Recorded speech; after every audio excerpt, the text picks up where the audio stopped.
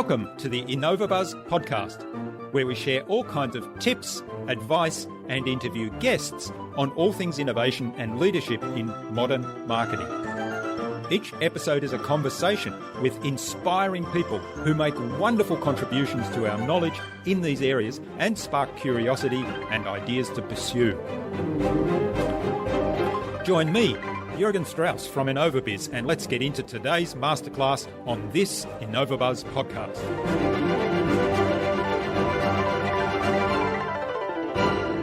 How are you adding value to folks? And what I mean by adding value is wanting the best for your prospects and clients, whether that's your product or service or not. You want that. If you genuinely care and want to give to them, then they're going to feel that. They're going to feel that intent. And it not only increases sales, but it increases customer satisfaction.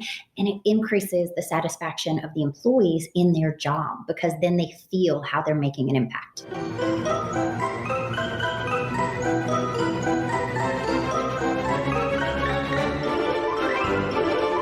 Hi there, Innovator. It's great to be back with another episode. I hope you've had an awesome week so far. And I hope you enjoyed my recent conversations with Nadine McGrath of Creative Content Co. and with Elsie Flennard of Enterprise Now. I'm really excited to have on the InnovaBuzz podcast today as my guest, April Shprintz. April is founder of Driven Outcomes. She has extensive experience as a TV news anchor for the US Air Force and subsequently enjoyed a highly successful corporate career in a variety of roles, where she says that the best part of her job was making the impossible possible, especially when everybody else had given up. April says that every significant step she's taken in her life was something someone said was impossible.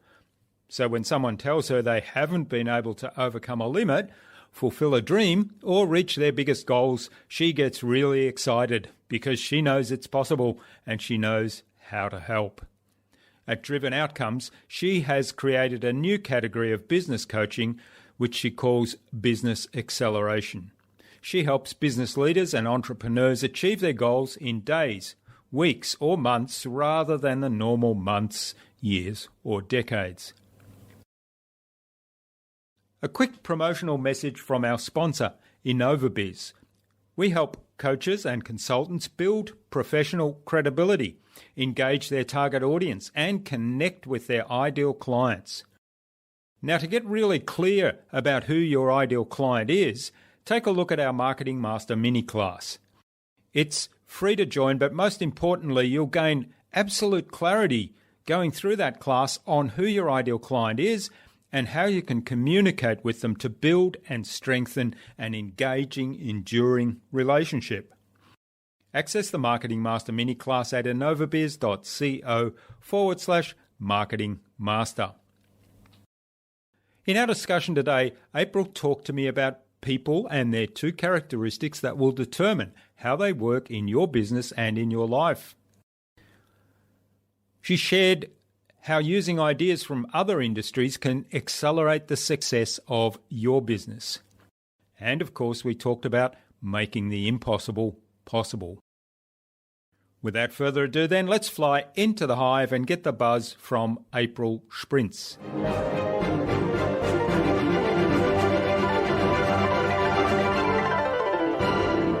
Hi, I'm your host, Jürgen Strauss from InnovaBuzz, and I'm really excited to welcome to the InnovaBuzz podcast today, all the way from the greater Atlanta area, Georgia, in the USA, April Shprintz, who's the founder of Driven Outcomes.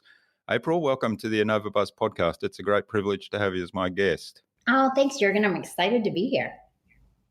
Now, you help people grow their business fast and with what you describe as business acceleration. So I'm really looking forward to learning more about that. And you say that the best part of your job is making the impossible possible. And I think there's a statement somewhere on your website relating to your career where people said, if you don't know how to do it or you can't do it, give it to April. So basically where everybody else had given up, they brought you in. So now, before we start talking about all things business growth and business acceleration, tell us a little bit about yourself and how you got to where you are today. Absolutely. So it hasn't been a very straightforward journey, but it's been a really fun one. So the first part of my career, I was actually in the United States Air Force and worked in the military for about 7 years. Then after that, I left and went into manufacturing and finance. And then after that, financial software, and then started my own company. So I've done a little bit of everything, it feels like, but it's been a great education for helping people in all sorts of different industries. Great. I'm curious. I mean, as someone that's had a corporate career and then headed off into my own adventure, or an adventure of my own making, shall we say, I'm curious, what was the trigger for you to move out of your corporate career and start your own business? So it's really interesting. I had just an amazing experience in corporate. I loved it. I really did. And I loved everything I did and all the people that I was working with. But I kept searching for something. There was something that was missing in what I was doing day to day. And I found that in my best ever year that I had, I was so much more excited for the people I was mentoring, reaching their goals, than I was for reaching these monumental goals on my own. And I realized, I was like, it's the helping that you love to do. And if you had your own company, that could be the only thing that you did in all these different aspects and industries. And it just stuck with me. And it took me about 6 months to really decide. And a lot of people where I was thought I was crazy, quite frankly, because things were going so well and I was at such a great company. But I just really felt this pull to do more and to help people in a bigger way. Yeah, that's great. What I love about that is it's very much a towards motivation. I know in my case, it was, I loved my corporate career as well, but probably it took me a longer time to realize that it was time for a change. There was probably 2 years where I started to realize that I actually hated my job and the work I was doing. Well, I didn't hate the work I was doing. I hated the environment I was in. Mm-hmm. And when within 2 years, I went from getting up every morning, being excited, going to work, being excited for what the day held, to kind of dreading it. And that's where I That's decided it was time for a change. That's Yeah, so it's interesting that yours was very much a towards motivation of how can I be of more service to other people. It really was. Yeah, absolutely. I feel very blessed with that because I know a lot more folks who have started a company based on the motivation you were just talking about than the one that I had. I think that's a lot more common. Yeah, yeah. And I think certainly my experience was that it took a long time to find the sweet spot Hmm.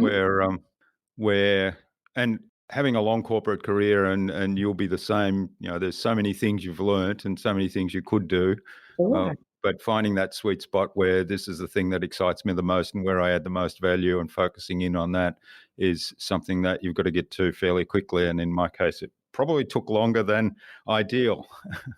Well, it's not an exact science. And one thing that I think Yeah. entrepreneurs can tell other entrepreneurs, because it's the kind and right thing to do, is we don't always know when we start. I'm not doing now what I thought I'd be doing when I Mm. started my business.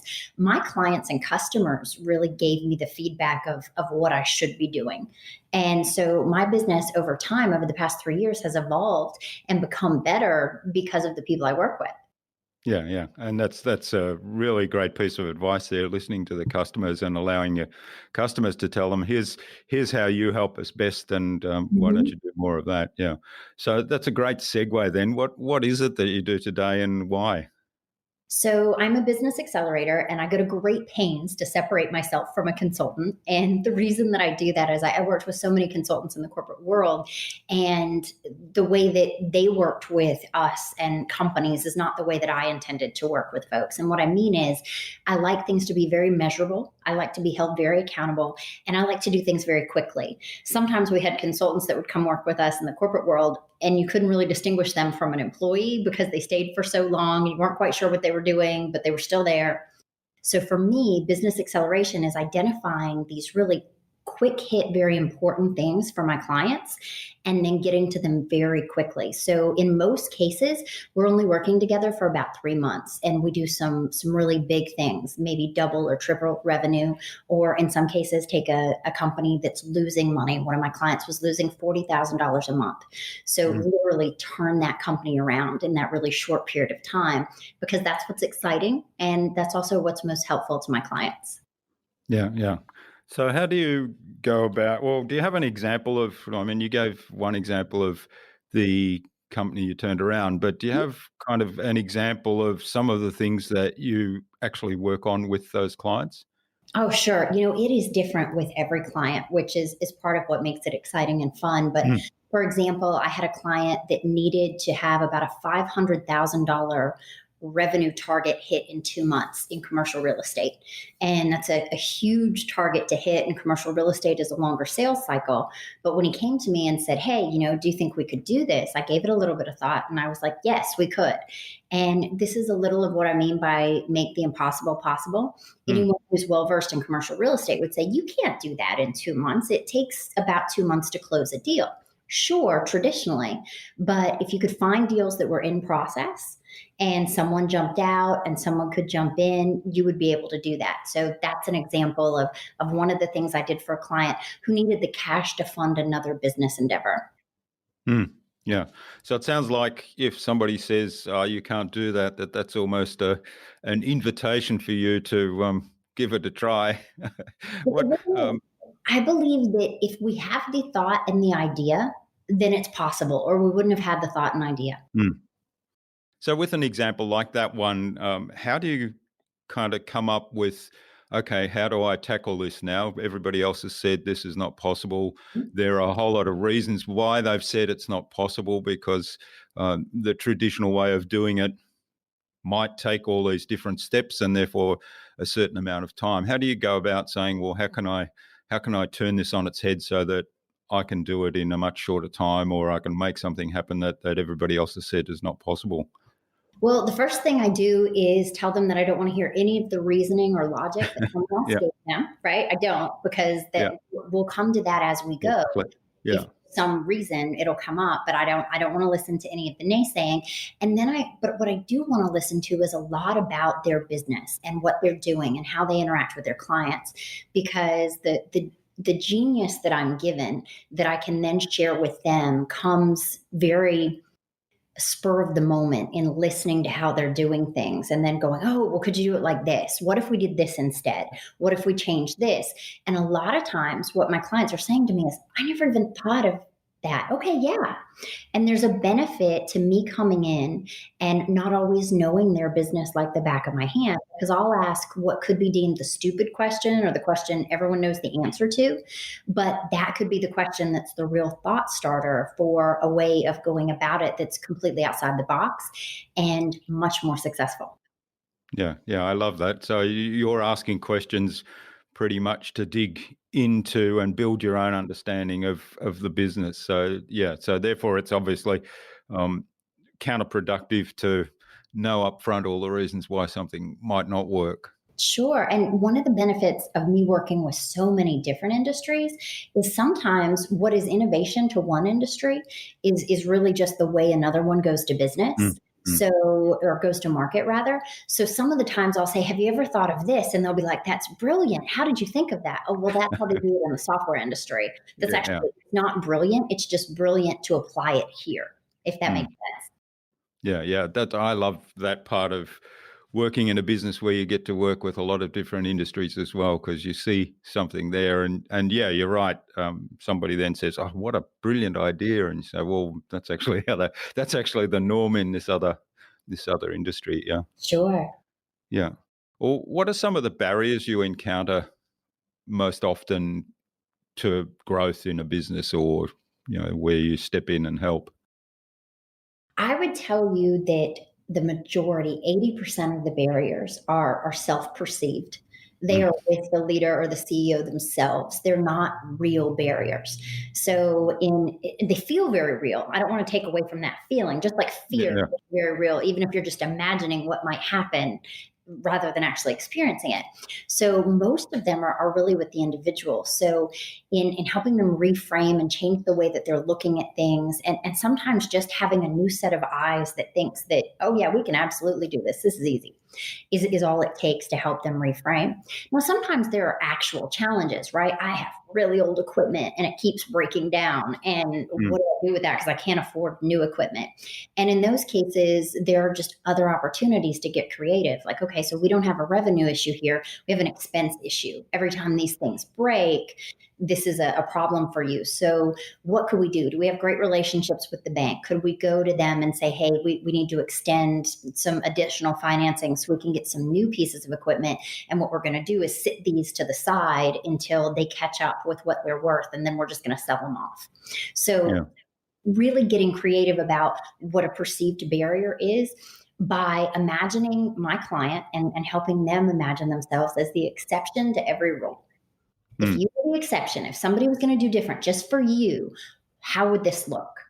Okay, great. So let's assume that and let's go pursue those things. And it is amazing how many times, if you view yourself as the exception, so does everyone else. Yeah, that's a fabulous question, that one. What if you're different to everybody else? So here are the rules. This is why I can't do it. Well, what if you're different to everybody else? Yeah. Absolutely. I love it. Yeah. So, I mean, one of the things that struck me, you talked a little bit about fear there, and that fear is in your own mind. And I don't know why, but what came to my mind a few weeks ago, I was riding my bicycle with my daughter, and she took me through some hills, but it was in the suburbs. So there was traffic lights and traffic around, and it started raining. And we went down this fairly steep hill in the slight wet. And I started thinking, in the back of my mind, I was thinking, the brakes aren't going to be working real well in the wet. And what if I fall off here?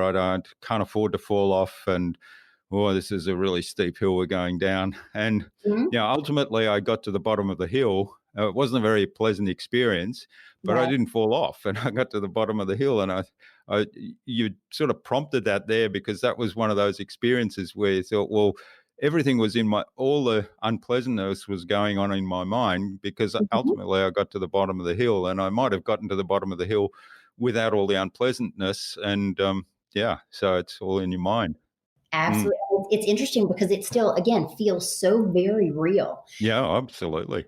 Dealing with big things that my entrepreneurs and leaders face that they're fearful of, I tell them, your fear is more painful than the actual experience would be if the worst thing happened. And it's true. And they're like, oh my gosh, I never thought about it that way. It's why for children, sometimes it's beneficial. You talked about bike riding. It's beneficial for them to fall off their bike because they realize it didn't hurt as much as they thought it would. And then their fear of riding the bike isn't as big anymore. Yeah, that's right. Well, I've unfortunately fallen off and hurt myself a couple of times. So that part doesn't work for me anymore. But yeah. Right. So, in terms of the mindset, do you do work on people's mindset in that kind of situation where clearly there's a fear of something going wrong, and like you say, the fear. I can give you an example where I'm with you on that bike ride. The things that I would be talking to you about is how long you've been riding a bike, how good you are at navigating even slippery situations, what a good bike you have, and the brakes that are reliable, and how we can modify the way that we're going down the hill, do it a little more slowly so we can be more cautious and make sure that we're safe. Right. So obviously it's going to be a little different in a business setting, but I feel like it's my role to reframe things and show people how, while your fears are very valid, here are all the reasons that if you choose not to, you don't need to be afraid, because we have a process and we have a way that we can attack this. And that's just the way I think anyway. And so it helps me to be able to guide them and point out different ways that they can look at it. I'm also certified in NLP, neuro-linguistic programming. So I can really help them with exercises to reframe the way that they see lots of things. Because if you're very fearful in your business, you're very fearful in other areas of your life usually as well. So you can really benefit from that as a whole person. Yeah, I love it. So one of the things I think, and I'd be interested in your take on this, with businesses, particularly the senior leaders and the CEOs, often they're in situations where they have to make decisions. They've got people giving them advice, Mhm. but they don't really have anybody to talk to around this issue of, I'm worried that this might happen. I'm worried that I'm going to have to lay off workers. I'm worried that we're going to make a loss and I have to face the board, or whatever the fear might be. So is that something where you add a lot of value also? Absolutely, because sometimes just having someone who's objective and not in the situation that you can talk about with it, who may have seen the very same situation with other CEOs, with other companies. So I can say, look, here are different options that I've seen work that are helpful. And also, it's just a safe space to say, I'm scared. Because sometimes when you're a leader and a CEO, there's nowhere but maybe at home with your partner where you can admit to people, hey, I don't know what to do. Hmm. Though I would say that for me, just my advice to leaders would be to share some of that fear with your employees. Because if you are willing to be vulnerable and say, I'm concerned if I make the wrong decision, it can impact the team. This is really important to me. That builds a bond and a loyalty with your team that always being that tough guy or tough woman doesn't allow you to have. Yeah, and I think that's something that's gaining wider recognition, that opening up like that to the Mhm. team, and also it brings people on board in terms of being more open to share ideas, doesn't it? Absolutely. Well, because you create a culture where it's okay to be afraid, it's okay to make a mistake, which as you know, right, you can't have innovation if it's not Yeah, okay to fail. It just that's there's right. Yeah. no place for it. Yeah. Well, you mentioned culture there, and certainly the acceptance of making mistakes Mhm. to further innovation and to run experiments is comes back to a culture thing. So, um, how do you work with people? Because I know you talk about the keys being, well, one of the keys being culture, and we can come back Mhm. to the other keys. How do you start to turn around a culture in an organization where you see that there's issues there?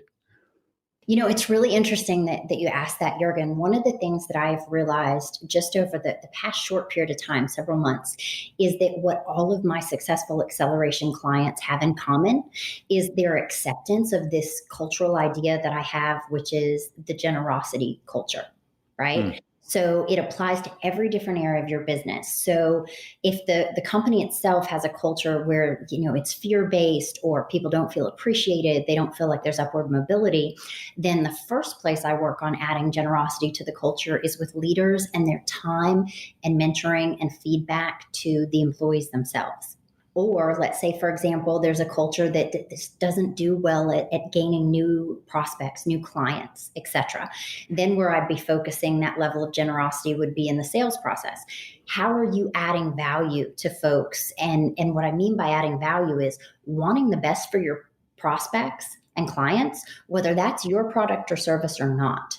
mm. Because you want that, if you genuinely care and want to give to them, then they're going to feel that. They're going to feel that intent. And it not only increases sales, but it increases customer satisfaction and it increases the satisfaction of the employees in their job because then they feel how they're making an impact. Yeah, yeah. The what it prompts, the thought it prompted with me, what you just described, is all of that comes back to an abundance mindset versus a scarcity mindset. Because Absolutely. if the leader is prepared to spend time with these people, to mentor them, and to take time to listen to their concerns and issues, then that's like he's sharing his time. Mhm. And also the idea that everybody is valued here is more an abundance than a scarcity thing. And then in particular, and I mean, I love the whole approach of going to clients and saying, well, we do some of this stuff, but you'd be better served by this other person who's an expert in that particular area, and putting them onto that. So again, that's an abundance mindset, but that comes back to the understanding then that the client or the employee knows that you really care about them and their success. Absolutely. And the great thing is you can see this play out where it's not just the right thing to do, it's good business. In Mm, my own sales career, I had people who I said, you know what, based on your budget constraints and what you're looking to do, we're best in class in this. You don't actually need that, and you don't have the budget for it. Here's someone else who does it really well for what you're exactly looking for. So you should probably go and talk to them. What was so interesting is I would tend to get more referrals from people I never did business with than I even did with people that I did business with, or maybe it was just more noticeable because they'd say, if she can help you, she'll tell you. If she Yeah. can't, she'll tell you that too. So I feel confident recommending you to her. And that's just one of those ways that, as you call it, an abundance mindset, or for me, it's a generosity culture. It's very symbiotic, it's circular, and as you give, it comes back. Yeah. Great. So what are the other keys then? So we've talked a little bit about culture. What are the other keys that you say are the important ones to a business success? So I think for both business success and for individuals, both aptitude and attitude are very important. Now, aptitude's easy. That's how good are you at whatever it is you're trying to do. And I say it's easy because I may have no aptitude for something that I want to do today, but I could learn it. I could hire you, Jürgen, and you could teach me, or I could read up on it, etc. We're always increasing our aptitude. Now, the more important one I would say is attitude, because I can teach aptitude to anyone.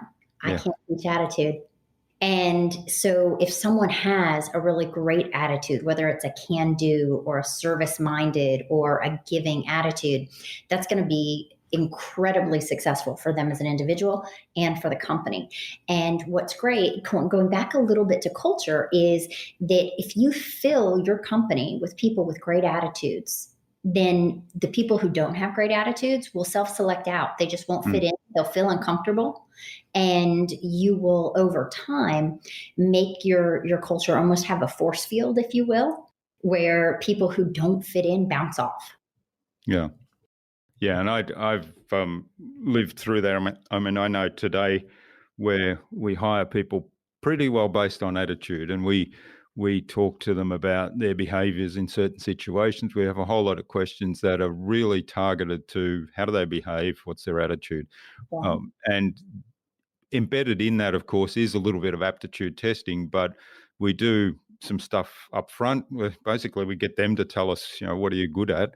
And so that's our aptitude test, and we look for the match. But certainly in my early corporate days, I was very much at the other extreme, hiring for aptitude, the people that were specialists in the areas that we were looking to bring in skills.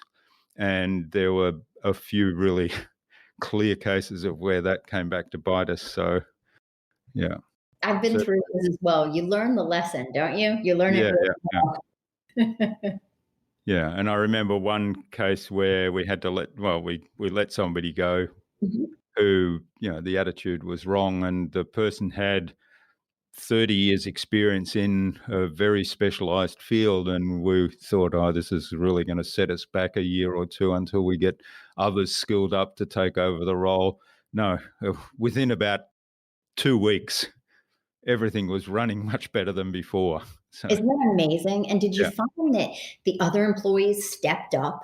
Oh, yeah, absolutely. Thank you for doing that. I'm happy to help with this project. I'm happy to work extra.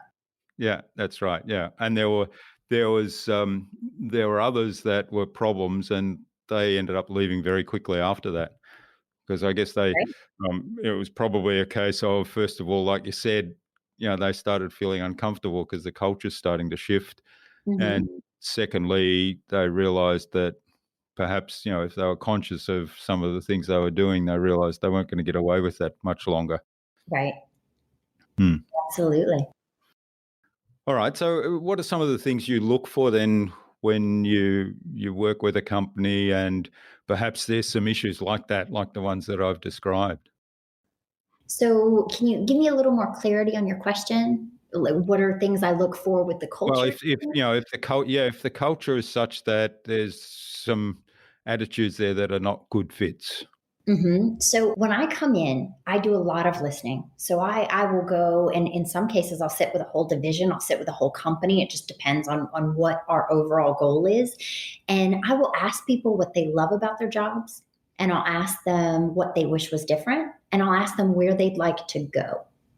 and then I just listen. And what I find is interesting is when I come into an organization, those bad cultural fits react very adversarially to those questions. Okay, And yeah, they see that as a threat. Mm. yeah, they're very concerned that I'm there. They're very quick to tell me, everything that they do well and what so and so does bad. And it's really interesting. I have very rarely had to let people go, although I have had to. What I find is when you come in and you start doing things to make the culture better, one, I can usually identify day 1 or 2 who's going to self-select out. 2, it usually takes less than 2 weeks. Mm. It's funny. I think it's fear working on on them internally. Oh, they're going to do this and they're going to do that and they're going to do this and this isn't any good for me and I'm just going to go. Yeah. And I think that's a blessing because that makes it much easier because what then ends up happening from those same conversations is you tend to move people around a little bit. Someone's always going to get promoted because there's going to be this diamond in the rough that wasn't seen because of the whole situation. And usually my clients end up running a little smaller of an organization that works better as a cohesive unit. And sometimes we'll hire in a person to replace the one who left, but it feels so seamless for the team because the way that they have to pull together and work is not as stressful usually as it was with that bad apple. And I've some organizations that didn't have any bad apples, but probably 80% of them have had someone that was a rub for everyone and nothing had been done.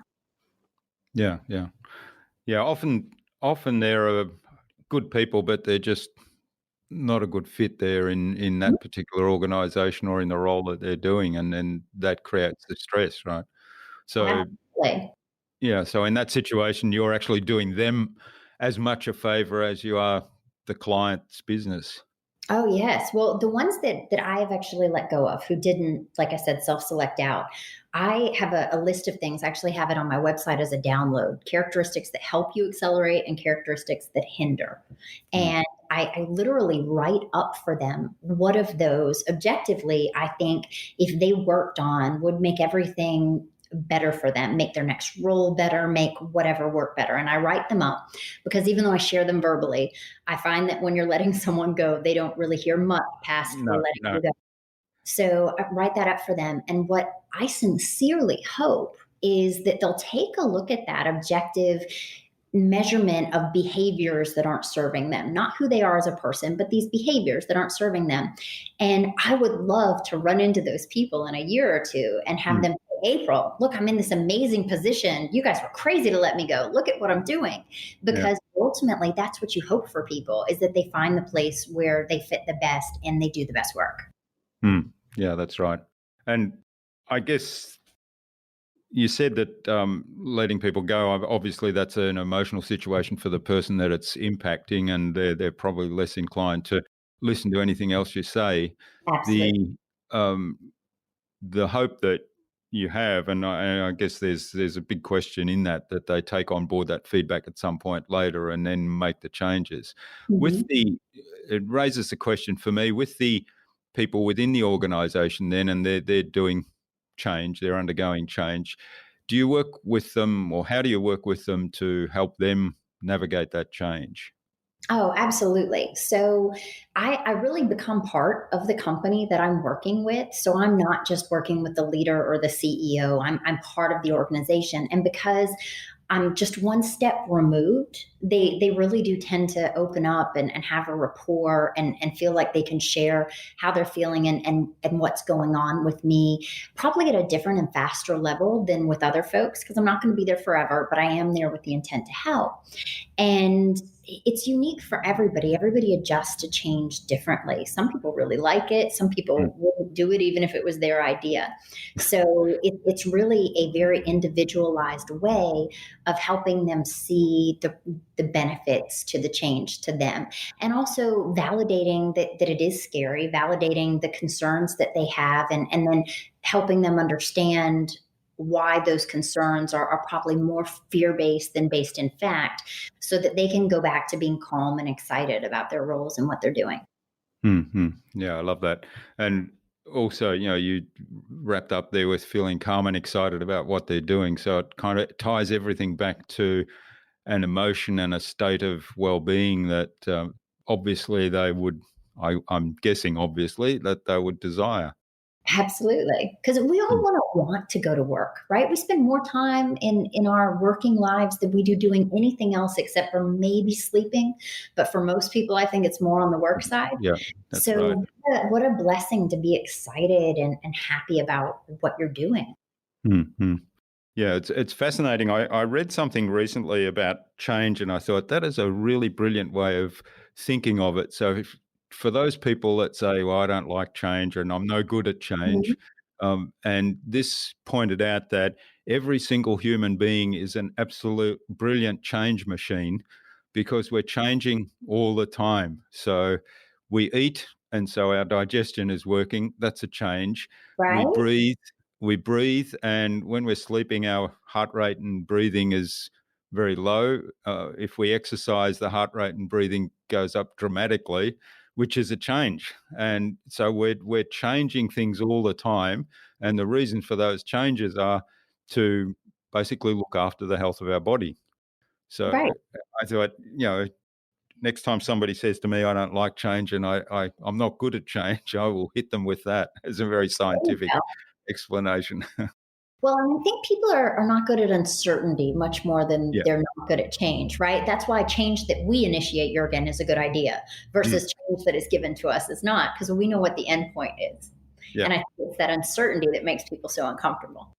Yeah. Yeah. That's a really good point. So, um, staying on the subject of change, and you pointed out, change imposed on us, how do you work with people that they don't have that feeling that this change is imposed on them? How do you get them involved, that they take ownership for the change and maybe even help drive it?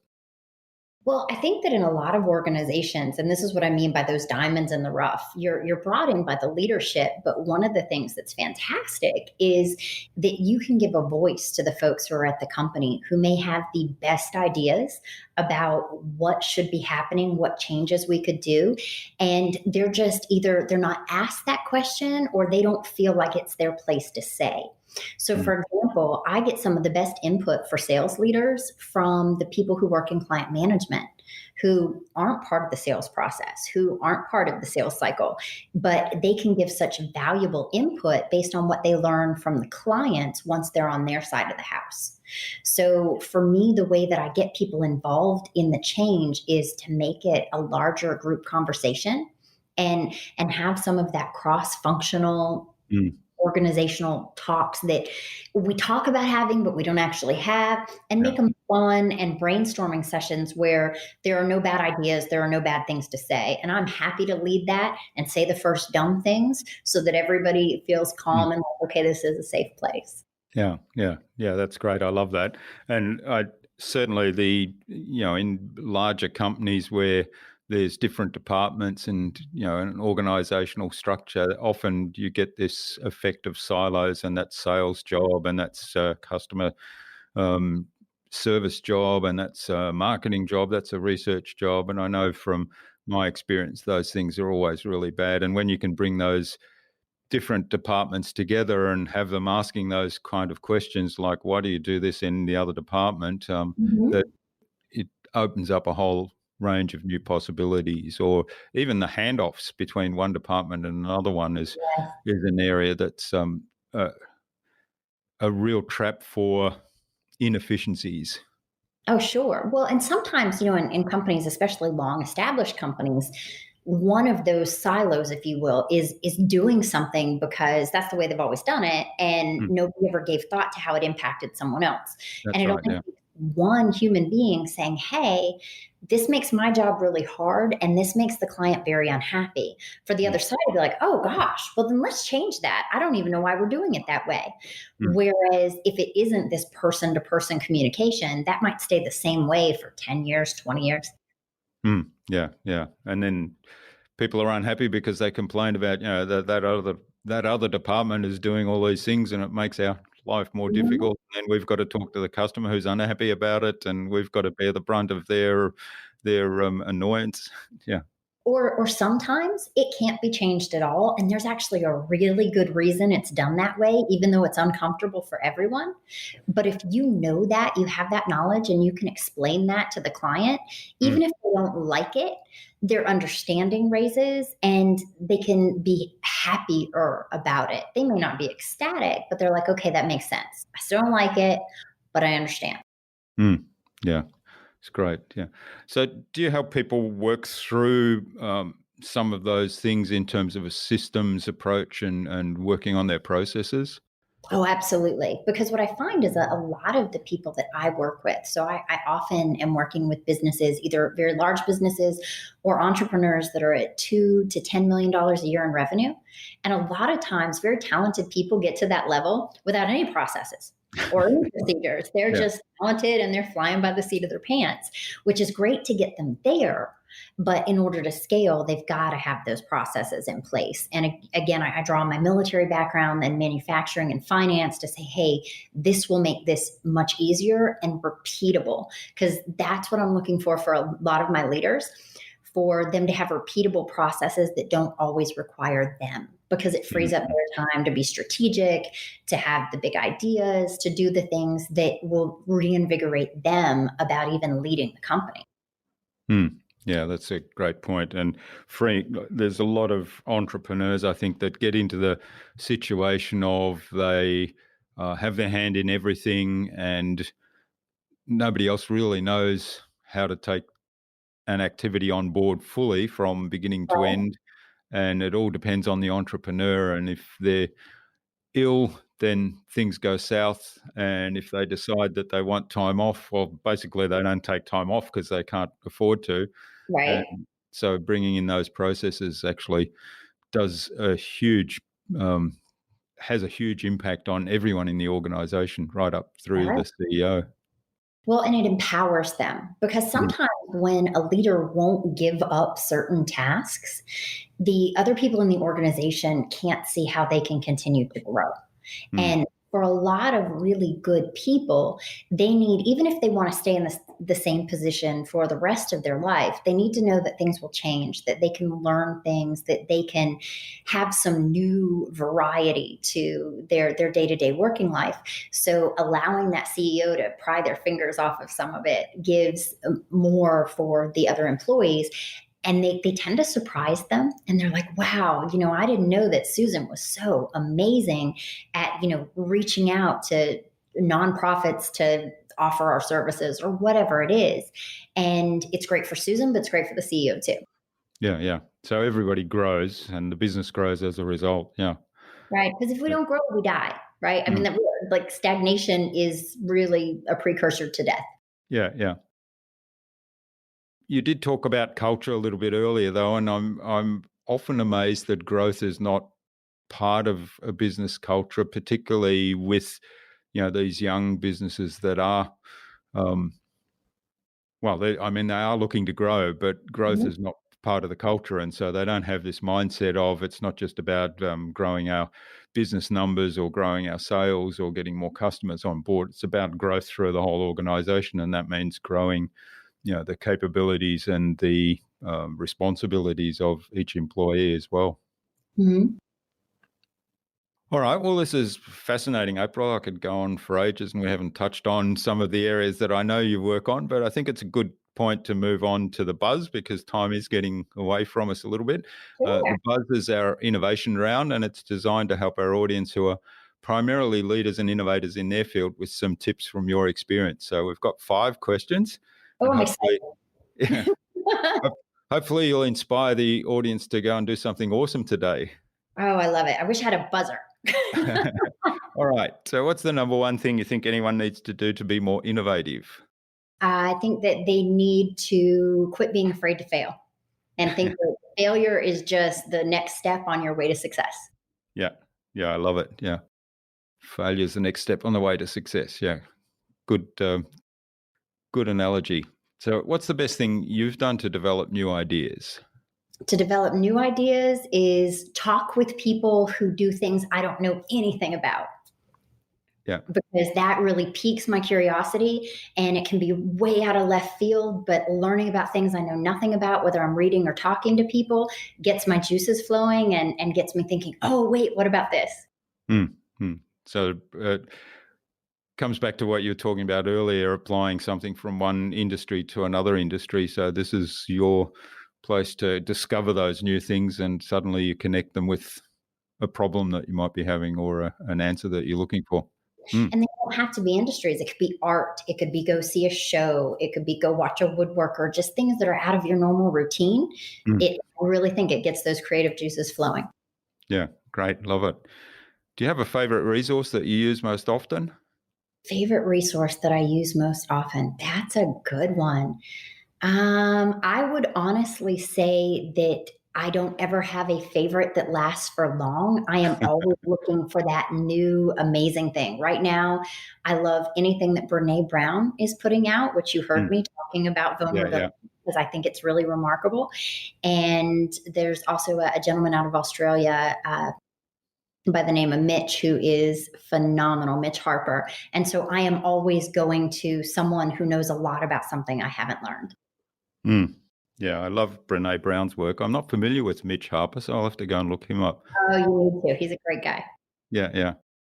All right. What's the best way to keep a client on track? Accountability is a good one. And one is to listen to what they're not saying.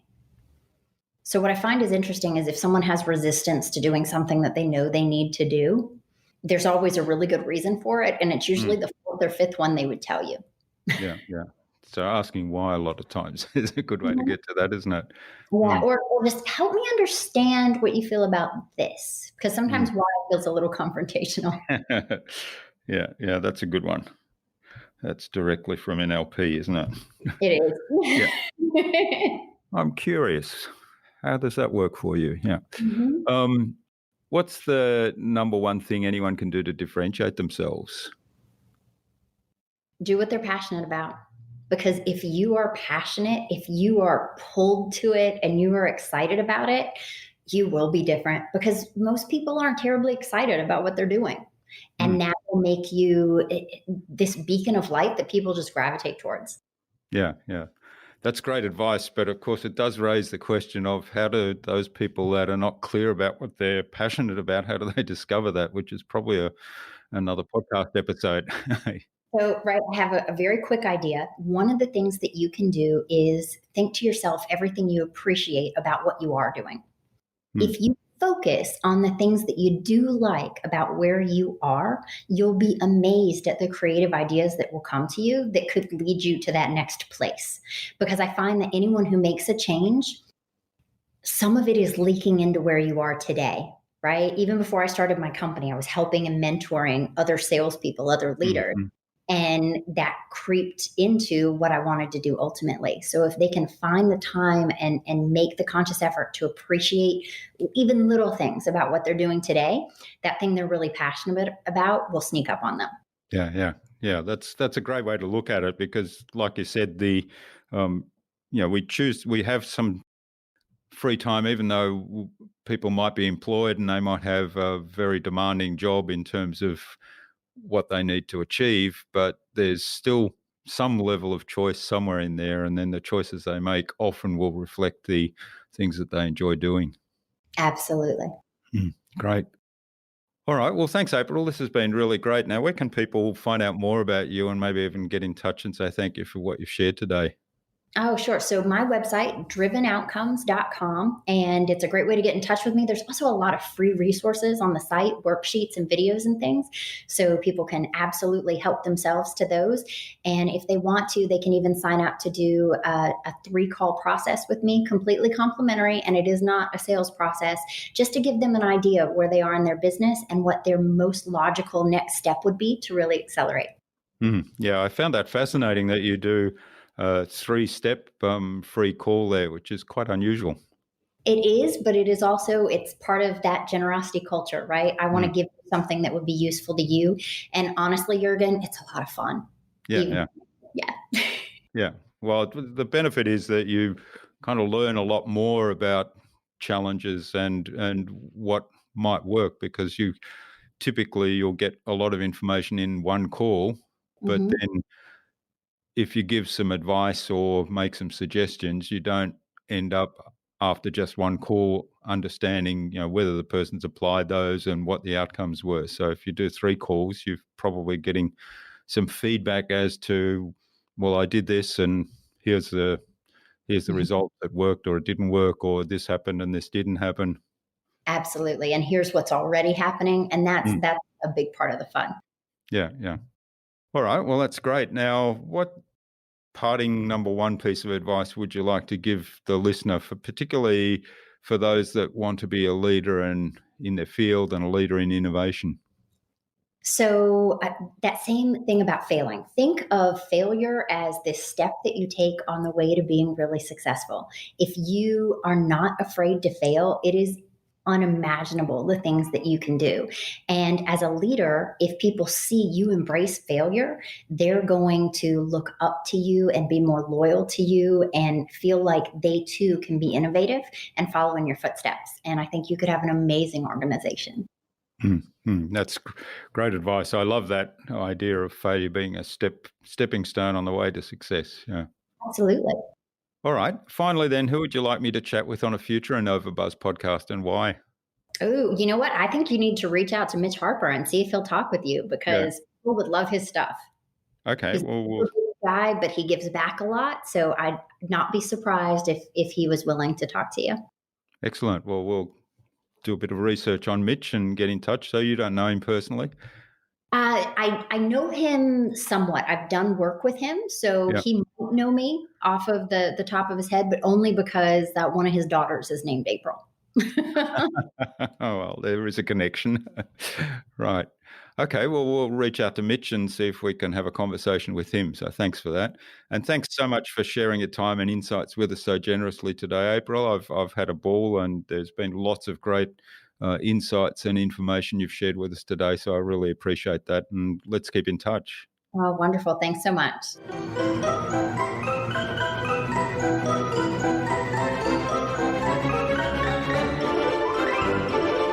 Wasn't that a fascinating and insightful conversation with April? I hope you enjoyed it and took something away from what she shared with us. One of my takeaways from this episode was the reframe that April did around failure. That is, that failure is just one step on the way to your ultimate success. I'd love to know what you took away from April's episode.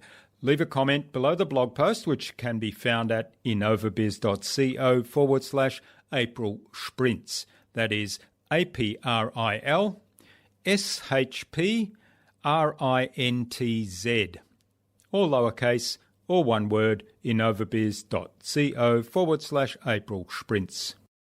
You'll also find contact information for getting in touch with April there, as well as links to the Driven Outcomes website and her very generous offer of the 3-part acceleration profile, as well as the other resources we spoke about in today's conversation. April suggested that we have a conversation with Mitch Harper of Insane Growth on a future InnovaBuzz podcast. So Mitch, keep an eye on your inbox for an invitation from us to the InnovaBuzz podcast, courtesy of April Shprintz. Remember to check out our Marketing Master mini class at innovabiz.co/Marketing Master. It's completely free and accessible without even giving away your email.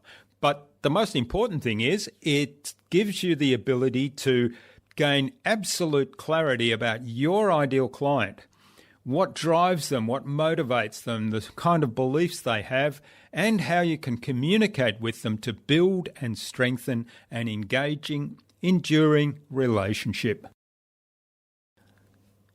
And if you'd like our help to go even deeper into marketing mastery, or want to start your own podcast or want help with podcast production, then send me an email to jurgen@innovabiz.co. Yes, that is my email. And we'll set up a quick call just to have a conversation and find out if we're a good fit for one another.